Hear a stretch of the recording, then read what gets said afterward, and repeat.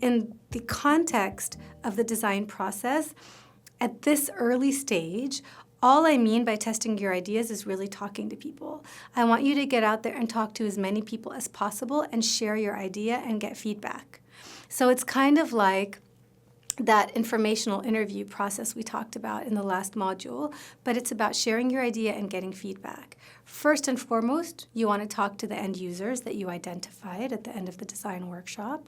But you also want to talk with people who have already tried something like this, right? You want to now do research about like who already came up with this idea or something similar or is attempting in a different place.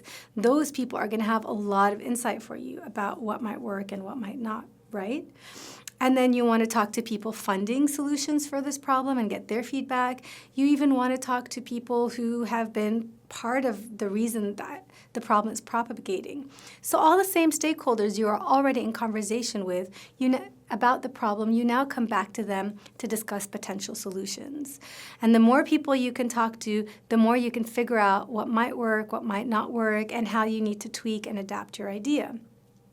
So in the context of this module, that's all I mean by testing your idea, is just talking to people. And then in the next module, you can kind of try to create like mock-ups or landing pages or putting people through experiments, right? But for now, we're just sharing the idea.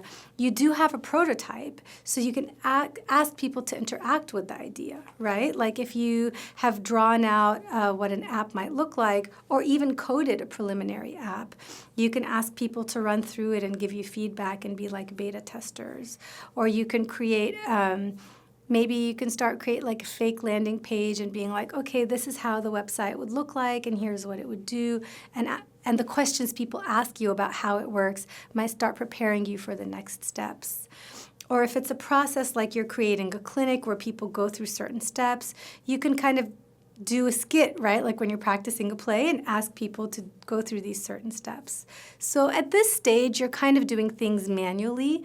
Whatever your idea is about how something might work, you're just starting in a rudimentary way to share it with people, ask them to engage with it in whatever way is possible, easy, fast, and cheap. And that's how you continue iterating the design process.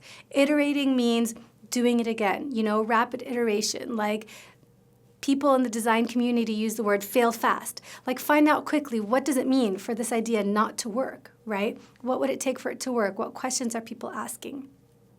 So that's the testing process, is that once you've generated ideas, you get them out there, you share them with people in whatever way you can, and then it allows you to continue iterating them, refining them, and evolving over time until you feel like you've generated evidence from people that this could actually work.